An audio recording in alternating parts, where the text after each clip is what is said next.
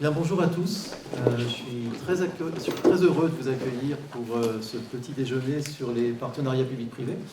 Plus exactement sur les marchés de partenariat, plus exactement encore sur les marchés de partenariat dans le domaine de l'enseignement supérieur, avec une emphase particulière sur le cas du centre universitaire de Clignancourt de Sorbonne Université. Comme vous le savez, les PPP existent depuis maintenant plus de 15 ans en France. Comme vous le savez, le plan Campus a été lancé il y a plus de 10 ans. Et il avait pour objectif de faciliter la rénovation des infrastructures des universités et de réussir cela au travers du développement des marchés de partenariat. Vous avez un rapport de la Cour des comptes assez récent qui date de 2018, pour les 10 ans du plan Campus d'ailleurs, qui notait, un rapport assez équilibré, qui notait les difficultés rencontrées par les universités pour mettre en place ces marchés de partenariat. Difficultés classiques, ces contrats sont plutôt complexes, les autorités publiques n'ont pas forcément les compétences ou les bonnes compétences, ils doivent développer de nouvelles compétences pour gérer ces partenariats et les suivre. Et un rapport assez équilibré parce que le rapport de la Cour des comptes notait aussi que quel que soit le mode de financement des infrastructures, les autorités publiques rencontraient des problèmes, que ce soit en marché de partenariat ou en marché public classique. Pour en discuter aujourd'hui, nous avons deux intervenants qui vont revenir un petit peu sur ce sujet. Tout d'abord, Frédéric Marty. Donc, Frédéric Marty, vous êtes, je vais tout voyer, vous êtes chargé de recherche au CNRS à l'Université de Nice Sophia Antipolis. Vous êtes aussi membre du collège de l'autorité de la concurrence. Et bien sûr, vous êtes membre de la chaire EPPP, donc grand spécialiste des PPP. Et vous allez revenir dans un premier temps faire un bilan sur ces marchés de partenariat appliqués, avec une application particulière sur le plan Campus. Ça, ce sera la première partie de la présentation, et nous aurons donc une deuxième partie de présentation avec notre deuxième intervenante, que je remercie, qui a du mal à trouver les locaux, mais qui finalement est arrivée just on time. Christina Morozan. Christina Morozan, vous êtes directrice des achats à Sorbonne Université, et puis vous avez bien sûr suivi, en tout cas vous êtes en charge aujourd'hui, du marché de partenariat concernant le centre universitaire de Clignancourt, qui a été lancé en 2009 de mémoire, signé en 2009, et la fin des travaux a dû se terminer vers 2013-2014. Donc on a maintenant un retour d'expérience sur la phase d'exploitation. Bien, donc la règle du jeu est la même que d'habitude. Vous avez entre 15 et 20 minutes maximum pour présenter, et ensuite on ouvrira aux questions de la salle. Je vous remercie tous les deux. Tiens, Frédéric. Merci. Merci. Monsieur le Président de session, je vous remercie. Nous allons continuer sur le vouvoiement. Donc, je vais vous présenter de mon côté une perspective assez générale. C'est-à-dire, je vais d'abord retracer à grands traits l'historique du contrat de partenariat qui est devenu le marché de partenariat. Et ensuite, je ferai un focus sur l'opération Campus, focus appuyé, comme le professeur Saussier vient de le noter, sur le rapport qui a été rendu public par la Cour des comptes en février 2018. Donc, veuillez m'excuser, un petit souci. Il n'y a aucun souci, droite touche. Attendez, veuillez vous excuser. A priori, droite touche. Voilà, parfait. C'est bon, ça marche. Voilà, donc je ferai une présentation en 3 temps. Un premier temps très rapide sur les fondements des partenariats. Quelques éléments d'analyse économique, mais également rapides de façon aller à l'essentiel. Et ensuite, je me préoccuperai des retours d'expérience en général et sur l'opération Campus en particulier. Alors, il y a bien évidemment un paradoxe. C'est-à-dire, nous avons du côté français une grande expérience de la gestion déléguée. Je vous renvoie aux travaux de Xavier Besançon il y a de cela une vingtaine d'années. Mais nous avions, pour ainsi dire, un trou de la raquette. C'est-à-dire, nous avions des mécanismes de concession dans lesquels on allait transférer le risque de demande à un opérateur privé qui allait concevoir, construire, financer, exploiter, maintenir et au final transférer une infrastructure au public. Mais il manquait des cas où nous avions des services qui étaient vendus directement à une autorité publique. C'est-à-dire des services qui ne sont pas vendus au public avec transfert du risque de demande, mais des services vendus à l'administration contractante dans le cadre d'un paiement à la disponibilité assorti de critères de performance. Donc, d'une certaine façon, nous pouvions transférer les risques au privé, mais nous ne pouvions pas partager les risques. Et le principe du partenariat, c'est bien ça, c'est bien la répartition optimale des risques entre deux contractants, avec un objectif, on confie le risque à celui qui peut en prévenir l'occurrence, hein, c'est la première logique, ou deuxième logique, on confie le risque à celui qui peut le gérer au moindre coût. Hein, c'est vraiment cette idée d'optimisation. À côté de ça, nous avions des limitations sur les marchés publics. Ces limitations, quelles étaient-elles? Elles venaient en grande partie du Code des marchés publics, et vous verrez qu'en fin de compte, peu à peu, elles ont été allégées. Premier point, c'était l'interdiction du paiement différé, c'est-à-dire le fait d'étaler un paiement sur une longue durée. C'était ensuite la loi de 1985 sur la maîtrise de l'ouvrage public, des freins qui existaient pour l'attribution de marchés globaux, notamment des règles relatives à l'allotissement, et ensuite la difficulté de faire des mécanismes de prix forfaitaires avec des paiements indexés à la performance. Et d'une certaine façon, le marché de partenariat vise à résoudre ces différentes limites. Alors, quels étaient les avantages? J'en ai listé certains, ils ne sont pas exhaustifs, et en plus, ils ne sont pas garantis dans tous les cas. Hein. Ce sont des avantages, en grande partie, théoriques. Le premier, c'est un avantage en termes de sélection des projets. D'une certaine façon, lorsqu'on a un financement privé, un projet, un préfinancement privé, eh bien, on a une bonne gestion, moins théorique, des asymétries d'information. C'est-à-dire, l'investisseur qui va risquer son argent ex ante va faire une opération de due diligence, c'est-à-dire va essayer d'éviter le risque d'anti-sélection, financer un projet qui sera risqué de façon excessive, et ex post va régler le problème de l'aléa moral par ce qu'on appelle du monitoring, c'est-à-dire de la surveillance de la performance. Ce sont des montages financiers sans recours. La seule garantie de paiement, c'est tout simplement les loyers que va verser l'administration. Encore faut-il que le service soit disponible et qu'il respecte les objectifs de performance. Donc, d'une certaine façon, le rôle du tiers financeur ne s'arrête pas à la signature du contrat et donc va vivre durant toute l'exécution du contrat. On a un alignement des intérêts entre le public et théoriquement le financeur privé. Deuxième avantage, c'est un contrat incitatif.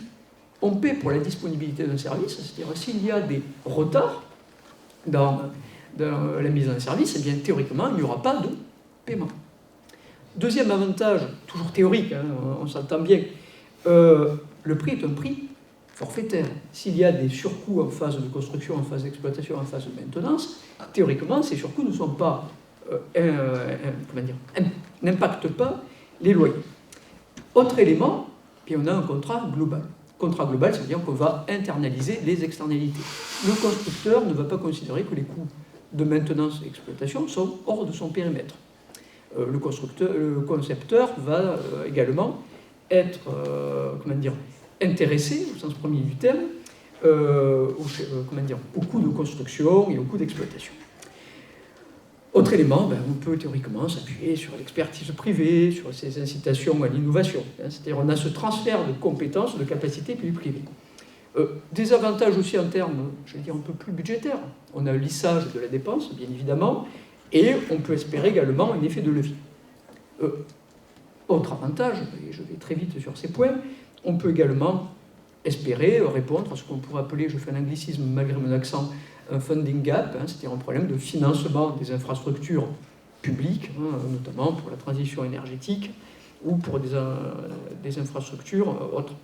Enfin, on a une canalisation de l'investissement privé, je pense notamment aux investisseurs en capital patient, vers les investissements publics. Pour autant, il y a des risques, il ne faut pas les oublier, ou des problèmes.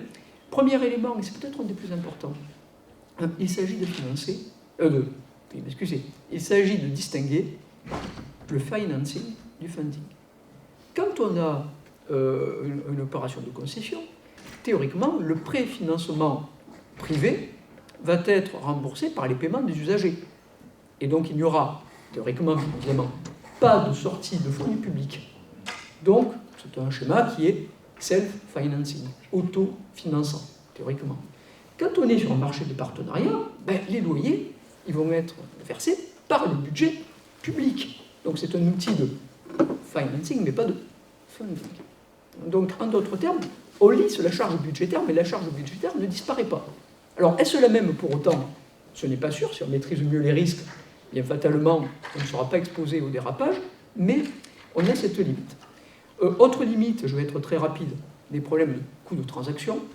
des problèmes de concurrence pour le marché, fatalement. C'est un contrat global, donc il y a moins d'entreprises qui peuvent candidater.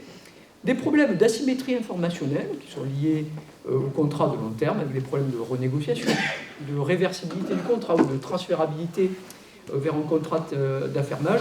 Et enfin, des problèmes budgétaires, avec le couple habituel, rigidification de la dépense, un loyer sur un service voté, et donc effet d'éviction éventuel sur d'autres dépenses. Donc, à partir de là, on a ce marché de partenariat qui est né en 2004 sous le nom de contrat de partenariat, qui s'intègre dans un continuum de contrats globaux qui vont du marché de partenariat vers d'autres marchés globaux standards, mais qui peuvent après varier sur des montages concessifs, affermage et DSP. Quelle est la ligne de séparation des eaux ?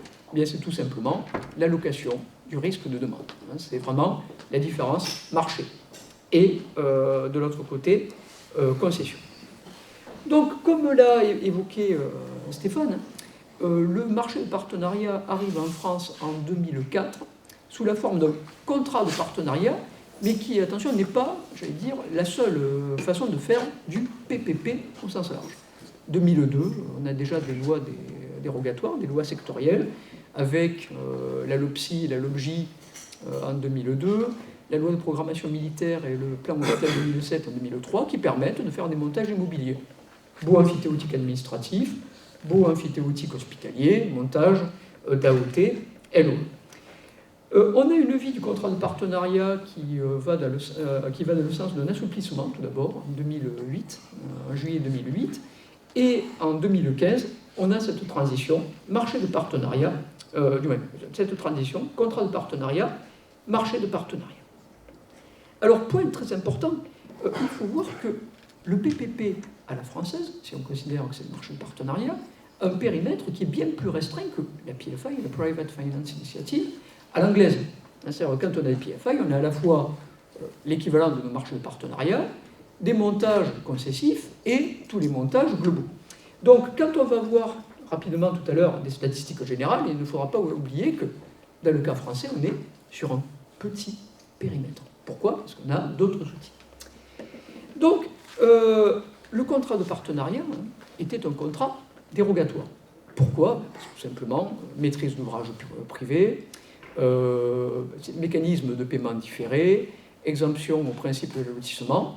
Donc, le Conseil constitutionnel, dans une décision de juin 2003, avait indiqué qu'il fallait justifier du recours au contrat de partenariat. Ce qui a donné l'évaluation préalable que vous connaissez tous, qui a eu deux formes. Avant 2016, après 2016. Avant 2016, procédure en deux temps. Faisabilité juridique, on regarde des critères, complexité, urgence, à partir de 2008, efficacité économique, et ensuite, on va s'attacher à l'opportunité économique, c'est-à-dire à l'évaluation comparée des modes de réalisation. Les choses changent en 2016. En 2016, on a un mécanisme qui est très proche du mécanisme anglais, c'est-à-dire tout d'abord la value for money, l'évaluation comparée des modes de réalisation, et ensuite une évaluation de l'opportunité, de la soutenabilité, budgétaire. Je vais sauter un slide de façon à ne pas être trop long, mais tout simplement pour vous présenter un peu le cadre.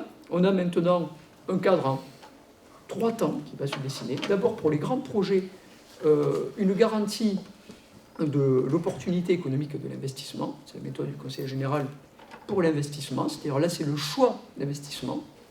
Donc on va d'abord évaluer l'utilité socio-économique de l'investissement, puis on passe au choix de financement, l'investissement étant décidé, quelle est la solution la plus à même pour le réaliser, et enfin on a un dernier garde-fou, une dernière garantie qui est la soutenabilité budgétaire du loyer. Quel investissement je vais faire ? Comment je vais le faire ? Et ensuite, est-ce que je peux le financer ? Donc on a un cadre prudentiel qui s'est dessiné, et ça me conduit à, très rapidement, passer à la nature des contrats de partenariat et des marchés de partenariat dans le cas français. Donc j'ai pris ici des données de Finenfra, c'est-à-dire l'institution qui a succédé à la mission d'appui au PPP, et j'ai, dans ce premier slide, des données sur la nature des marchés de partenariat qui ont été passés. État, collectivité territoriale. Simplement, un mot pour chaque figure. Point qui est assez important, vous voyez qu'on a surtout des montages immobiliers. Donc l'immobilier compte beaucoup dans le recours au marché de partenariat. Deuxième point, vous voyez qu'on a les 2 tiers environ des contrats qui sont inférieurs à 30 millions d'euros. Donc on a beaucoup de petits contrats. Alors c'est normal, hein, la plupart des contrats, comme on va le voir sur ce slide, sont des contrats, veuillez m'excuser, qui ont été passés par des collectivités territoriales. Donc fatalement, ça conduit à beaucoup de contrats sur de l'équipement urbain, notamment de l'éclairage public, dont la valeur de l'investissement privé n'est pas énorme. Donc on a quand même cette spécificité, beaucoup de bâtimentaires, et en moyenne, des contrats qui ne sont pas très élevés en matière de capital value. Quand on va regarder les flux en général, on a, j'allais dire, quasiment un modèle de boom and bust, hein, c'est-à-dire beaucoup de contrats qui arrivent entre 2010 et 2012 et un apparent effondrement du nombre de contrats. Et l'opération Campus, dont on va parler en fin de compte, hein, c'est une opération qui naît au moment de ce boom. Alors, je vais aller très très vite sur les slides en disant, en fin de compte, pourquoi on a cette réduction de nombre de contrats. Alors, on en a pour plusieurs raisons. Première raison, un changement du mode de financement des projets. Le PPP est un contrat de financement privé des infrastructures. Si les conditions de financement changent, on y recourt beaucoup moins. Point qui est très important et sur lequel il sera bon d'insister, une ouverture de l'éventail des véhicules contractuels disponibles pour les personnes publiques, plus de place pour la négociation, plus de place pour les contrats globaux, donc moins de besoin de partenariat. Et donc, d'une certaine façon, au-delà de quelques cas d'échec que j'ai cités ici, on a surtout une transformation de l'environnement. Alors, passons dans les 4 dernières minutes de mon intervention à l'essentiel, c'est-à-dire à cette opération Campus. Alors, l'opération Campus, en réalité, vous avez les sites sur la carte qui est dessinée ici. Cette opération visait à répondre à un problème immobilier universitaire, c'est-à-dire un manque de surface, malgré les différents contrats de performance de la région qui avaient été pris entre 2001 et 2007, et surtout un problème de maintenance des infrastructures, qui était le plus grand problème. Donc il fallait une politique de rationalisation, de rénovation, mais surtout, j'allais dire, d'amélioration de la performance, de l'entretien du bâti. La spécificité de l'opération Campus, première génération, on va voir qu'il y a eu plusieurs évolutions, c'était qu'on avait un mode unique de réalisation des opérations qui était un mode en contrat de partenariat. Pourquoi? Plusieurs raisons. Manque d'expertise des universités. Donc l'idée, le contrat de partenariat est un vecteur plus simple à mettre en œuvre, on pourra en discuter bien évidemment. L'avantage de la rapidité, c'est le bon vieux mécanisme, un contrat unique, ça va plus vite. Vu que le paiement se fait à la disponibilité, l'investisseur privé a intérêt d'aller le plus vite possible. Autre élément, mais qui est essentiel, un raisonnement en coût complet, la maintenance, ce n'est plus une externalité, des objectifs en termes de valorisation du patrimoine et de performance énergétique, et surtout le mécanisme même de financement. Alors quel était ce financement? C'était une dotation de 5 milliards qui devait être obtenue par la vente d'actions EDF, et les intérêts produits par cette dotation de 5 milliards devaient financer les loyers liés au PPP. Donc d'un côté, vous avez un flux de revenus qui est lié aux intérêts produits par ces 5 milliards, et de l'autre, un flux de loyers lié aux opérations. Bon, tout ne s'est pas passé comme prévu, pour reprendre une bonne vieille phrase. Ça n'a pas rapporté, les ventes d'actions EDF n'ont pas rapporté 5 milliards, mais 3,7 milliards, fatalement. Quand vous vendez beaucoup d'actifs d'un coup sur un marché boursier qui anticipe, le prix baisse. Donc il a fallu rajouter 1,3 milliard via le plan d'investissement, le PIA, le plan d'investissement d'avenir. Et on partait donc pour un concours de 10 universités. On a élargi la cible. Au début, c'était pour des universités d'envergure internationale, avec des regroupements d'universités, avec un focus sur la vie étudiante, ainsi de suite. On a nos 10 universités, alors je ne vous les cite pas toutes, Aix, Bordeaux, ainsi de suite, mais on va quand même rajouter 11 gagnants ou 10 gagnants. C'est-à-dire on va partir à 21 universités. Alors il y a 11 sites additionnels, hein, je vous laisse regarder la cartographie, avec des sites prometteurs, des sites innovants qui vont être rajoutés. Et au final, on va se retrouver avec 21 universités, mais les 11 suivantes financées sur crédit budgétaire. Sauf que ce cadre initial du PPP va être remis en cause très vite. Premier point, je vais très vite. Premier point, il y a une remise en cause du modèle du PPP comme modèle unique de réalisation. C'est-à-dire le côté un instrument unique pour tout faire. Ça va à condition que toutes les opérations soient de taille suffisante. Ça va si elles sont suffisamment complexes. Ça va aussi si les projets ont une taille critique. Après arrivent des problèmes standards de gestion du PPP sur lesquels on va revenir dans un instant. Hein. C'est un contrat de long terme. Il est complexe à gérer, il est rigide, donc il apporte quelques problèmes. Il y a des problèmes que relève la Cour des comptes sur le manque de compétences internes de la gestion des PPP. C'est pas parce qu'il y a un contrat unique qu'il est particulièrement simple à gérer, c'est peut-être même l'inverse. Parfois, et là je ne dirais rien de plus, une hostilité latente de certaines universités par rapport à l'instrument. Et en 2013, il y a un revirement. C'est le moment du rapport Paylet et qui ouvre la possibilité à un passage à maîtrise d'ouvrage public. Donc l'idée, c'est de laisser aux facultés, aux universités, la possibilité de rebasculer à loi MOP tout ou partie des projets. Certaines universités le font. Hein.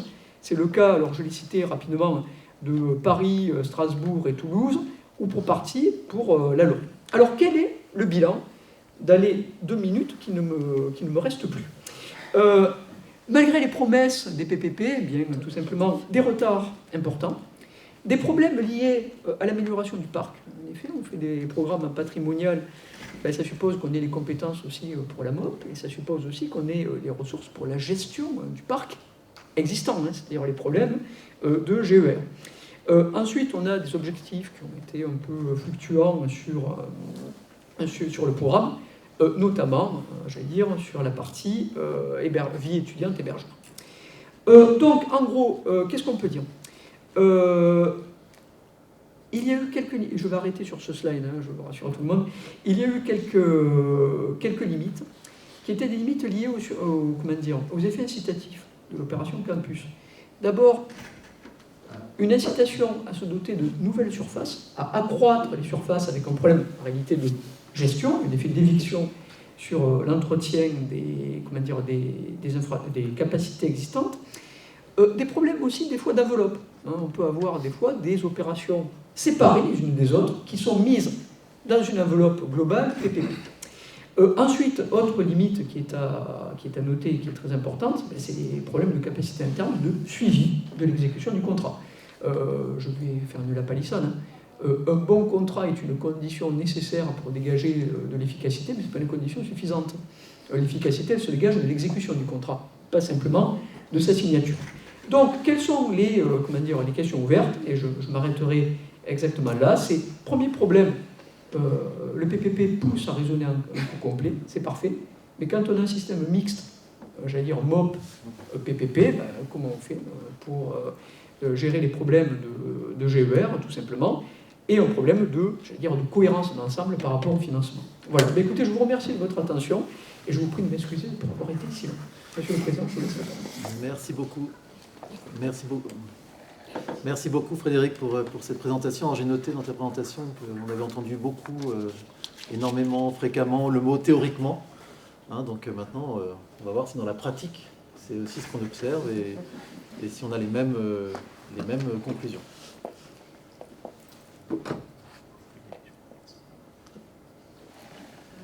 Comme ça, comme vous voulez. La coordination, ça va être compliqué. Bonjour à toutes et à tous. Bonjour à toutes et à tous, et merci pour votre présence aujourd'hui. Braver pour les PPP la pandémie, c'est quand même quelque chose d'assez exceptionnel. Merci au président de la Science pour cette initiative qui occasionne sans doute une rencontre autour du sujet qui nous intéresse, qui est la cause de la rencontre d'aujourd'hui, les PPP et d'une manière générale la problématique des contrats globaux. Pour ceux qui me concernent, je vais essayer de descendre le débat dans la vraie vie. Nous étions tout à l'heure dans le monde des concepts. Mon job aujourd'hui, c'est de le descendre dans la vraie vie, là où les choses se passent, notamment dans le contexte où, autour de ce sujet, de cette VIP, de cette star contractuelle, on a entendu tout le monde s'exprimer. La presse, souvent, les théoriciens, souvent. On entend également les publics divers et variés. Nous avons entendu le moins souvent, en tout état de cause, c'est mon cas, ceux qui le font, c'est-à-dire les maîtres d'ouvrage publics. On les entend plus jamais, presque jamais sur ce sujet, pour plusieurs raisons. Premièrement, parce qu'ils font. Il faut d'abord faire et ensuite dire ce que l'on fait. Et deuxièmement, cela ne vous a pas échappé puisque nous avons des obligations liées à la confidentialité, liées à la discrétion et d'autres obligations qui font que la communication, pour ce qui est de l'acte en soi et de la vie personnelle, s'en trouve un peu limitée, ce qui est normal. Toujours est-il que pour ce qui me concerne aujourd'hui, je n'engagerai en rien les établissements très grands et prestigieux pour lesquels j'ai travaillé, que j'ai servi. Et cette expérience m'a permis tout de même, sur quelques années maintenant, d'accumuler tout un tas d'informations sur ces sujets. Notons que j'ai travaillé pour l'INSERM, cela ne vous a pas échappé, on avait en gestion à l'INSERM le PPP de l'IDV, l'Institut de la Vision, et ensuite j'ai intégré Sorbonne Université il y a fort longtemps, cela ne me rajeunit pas, pour travailler sur les dispositifs marchés et notamment bien sûr sur ce PPP, mais nous sommes en train également de passer actuellement des contrats de concession d'une envergure financière tout aussi considérable, ce qui fait qu'il y a une accumulation, un faisceau d'indices qui fait qu'on arrive à identifier les faiblesses du dispositif national et du dispositif, bien sûr, d'établissement. Toujours est-il que pour moi, traiter du particulier n'a pas d'intérêt que si celui-là sert le général. Donc au risque de vous décevoir, je vais tout de même revenir un peu vers le général et je vais essayer de placer le débat dans son contexte européen. J'aime bien sortir du débat franco-français assez souvent puisque ça nous permet de nous comparer aux autres et puis par ailleurs, ça nous permet aussi de nous comparer à nous-mêmes.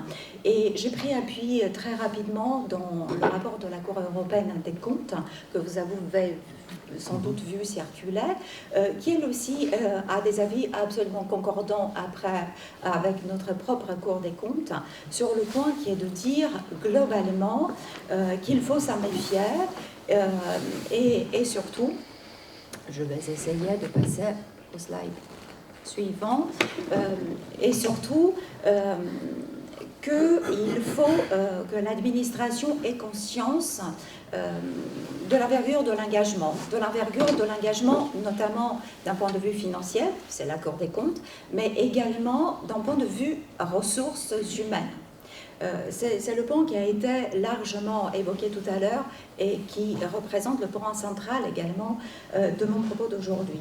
Vous constaterez que je suis partie du constat de la Cour des comptes qui nous place notamment pour l'âge d'or du PPP en tête de liste. On a 21 projets par rapport à d'autres nations. On peut dire que nous nous sommes lancés vraiment, véritablement. Et puis, la Cour des comptes, avec ce qui participe traditionnellement de son exercice, des observations, et j'ai fait un focus sur l'observation qui me gênait le plus, puisque je suis de ceux qui font, et je me suis sentie visée personnellement, quoique on parlait d'un certain nombre de projets, notamment pour les projets français, c'était des projets fictifs qui avaient été étudiés et non pas des projets de travaux.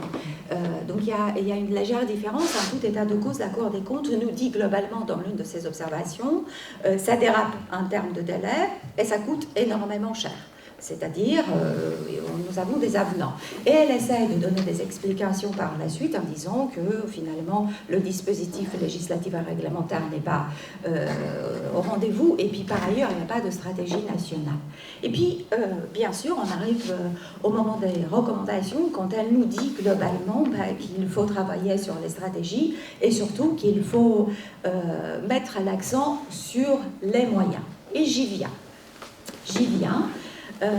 Je suis d'accord avec la Cour des comptes sur le point qui est de dire qu'il faut mettre les moyens. Pour avoir affronté ce grand dispositif contractuel dont vous voyez ici les principaux détails, j'ai fait le nécessaire pour vous donner un peu l'envergure du projet, histoire que vous compreniez son intérêt dans son contexte de l'époque. Et bien, je suis d'accord pour dire que il faut des moyens, il faut une compétence, nous n'étions vraisemblablement pas tout à fait prêts à l'époque.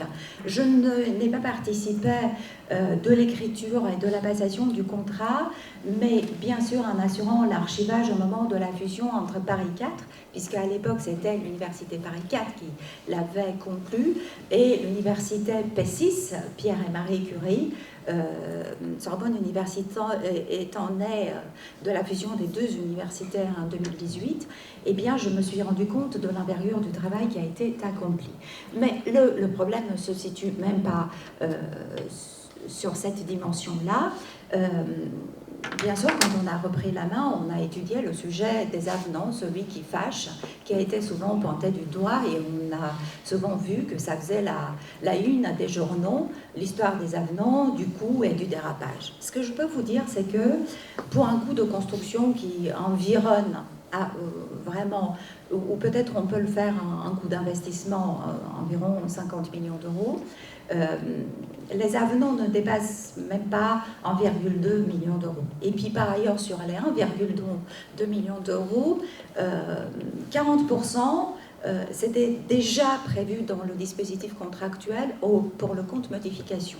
Puis par ailleurs, pour ce qui est de la nature de ces modifications, on en discutera tout à l'heure, eh bien on a des modifications optionnelles, mais qui sont nécessaires, puisque c'est l'adaptation normale d'un grand projet à la vie qu'il va avoir ensuite dans un contexte donné, et puis il y avait des modifications obligatoires issues des dispositifs réglementaires. Donc je disais, en réalité, on ne peut pas parler d'un dérapage, ni pour ce qui est des montants, ni pour ce qui est des délais.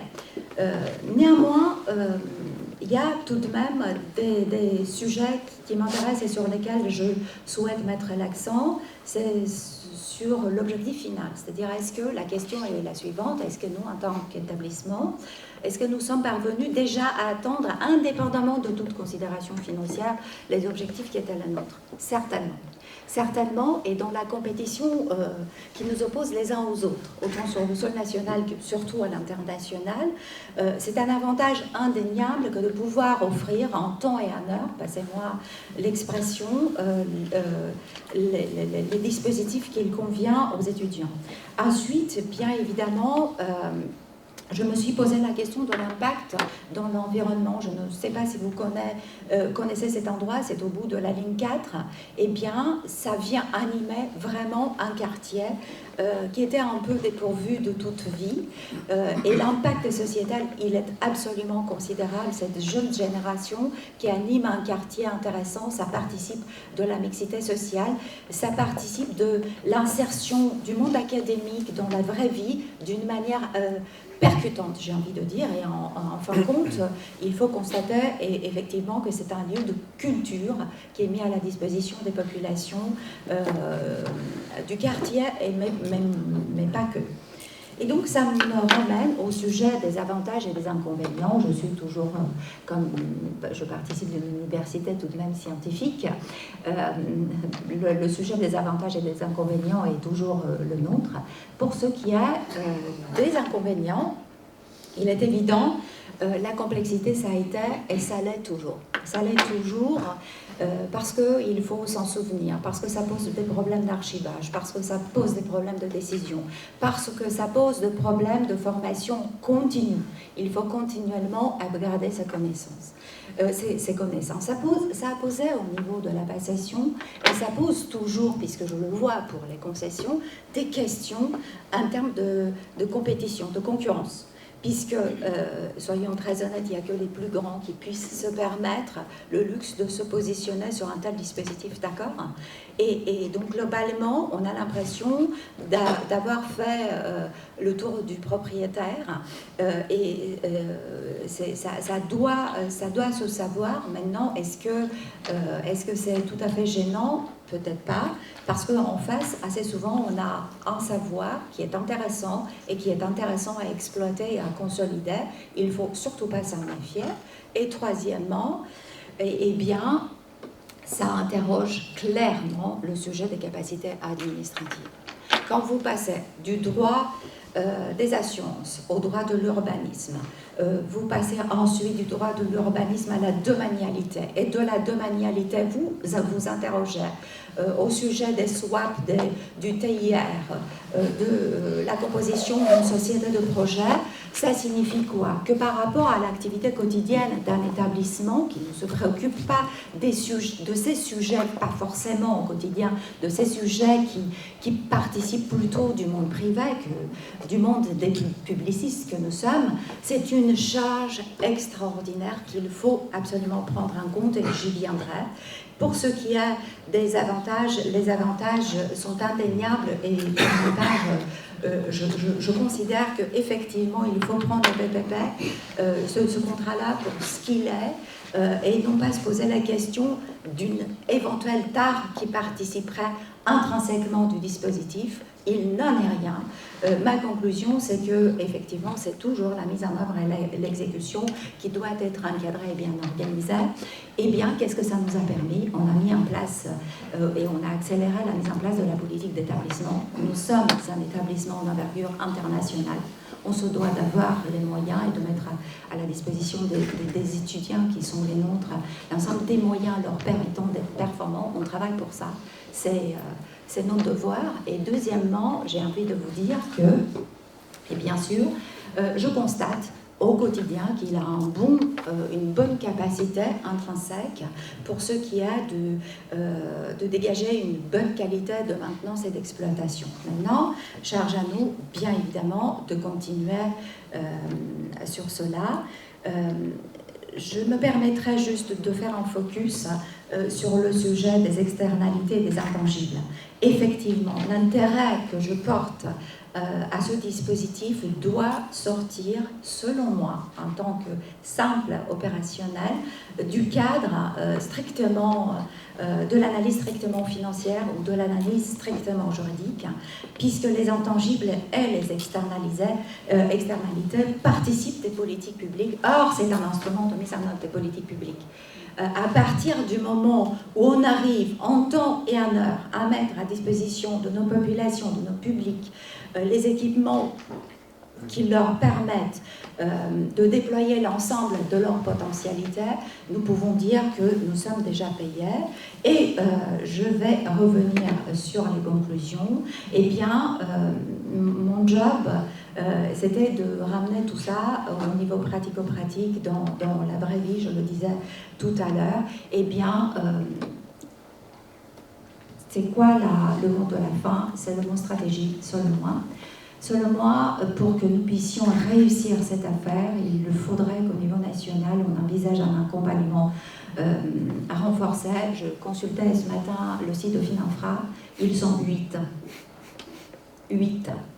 Vous voulez me dire de quelle manière ils pourraient nous accompagner tous, faire du transfert de savoir, parce qu'il ne suffit pas d'avoir une rencontre aujourd'hui et une autre 2 semaines après et une autre 5 mois après, en phase d'incubation, non pas de ce virus, de ce contrat. Eh bien, il y a besoin d'un transfert de savoir, donc d'une capacité d'en savoir qui pourrait être déployée à nos côtés. Aujourd'hui, on voit bien que les capacités ne sont pas au rendez-vous. Les ministères essayent de faire de leur mieux. Il y a des initiatives ministérielles et il faudrait les soutenir. Il y a le sujet du modèle type. Et encore faut-il, pour pouvoir utiliser un modèle type, avoir les compétences déjà acquises pour le comprendre et l'exploiter à bon escient.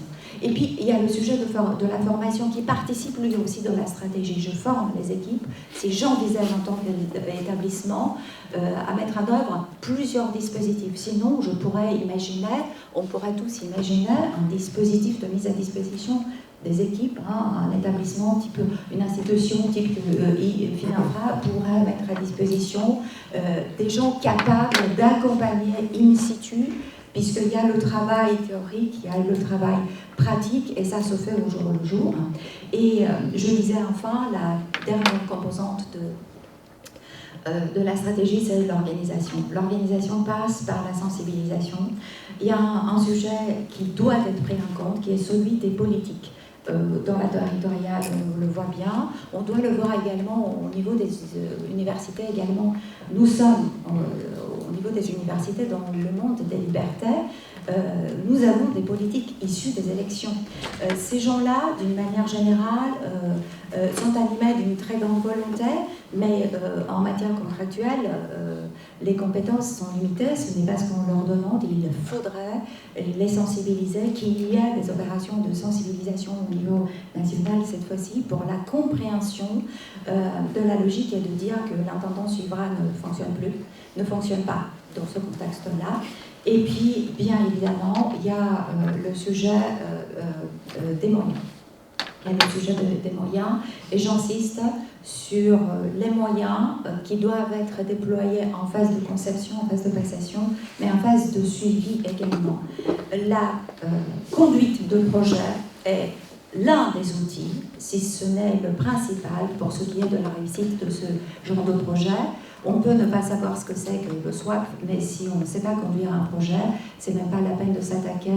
Pour ce qui nous concerne, nous avons essayé, puisqu'on commence à voir émerger plusieurs contrats de grande envergure, donc on essaie d'imaginer au niveau de Sorbonne Université une organisation matricielle, c'est-à-dire pour chacun des projets, vous avez le niveau politique, vous avez avec un directeur de projet, une équipe projet, avec un chef de projet dans l'équipe, on sait exactement sur la partie technique, sur la partie financière et sur la partie juridico-administrative, qui fait quoi. Je ne vous cache pas que la coordination de tout cela, ça coûte énormément cher, et time is money, mais c'est la condition de la réussite, et j'insiste sur ce point. Ce dispositif ne comporte pas, encore une fois selon moi, de tare intrinsèque, le sujet étant un sujet de connaissance, de savoir et d'organisation. Je vous remercie et demeure à votre disposition pour toute question. Merci beaucoup pour cette présentation. Peut-être, en termes de conclusion, je remarque qu'il y a quand même une certaine convergence, puisque la palissade que tu as énoncée, c'est-à-dire qu'un bon contrat, c'est une condition nécessaire mais pas suffisante, c'est un peu... Et sans sur ça, vous convergez en tout cas. La conduite de projet, la partie d'exécution, enfin, il faut investir. C'est pas un déjeuner gratuit, on dirait en économie, c'est pas un free lunch. Sur la remarque qui concerne l'accompagnement et le rôle de Finafra, c'est quand même intéressant de noter. Enfin, je veux dire, Finafra, ça existe depuis 2004 avec la mission d'appui au partenariat public-privé. Ils ont toujours eu un manque de moyens, à ma connaissance. Il suffit d'aller voir leur site web.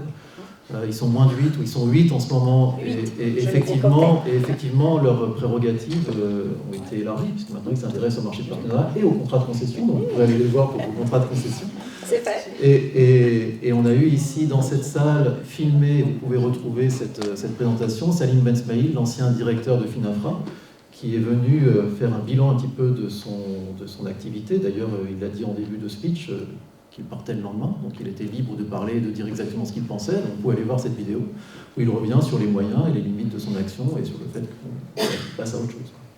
Donc voilà, je vous remercie beaucoup pour vos deux interventions.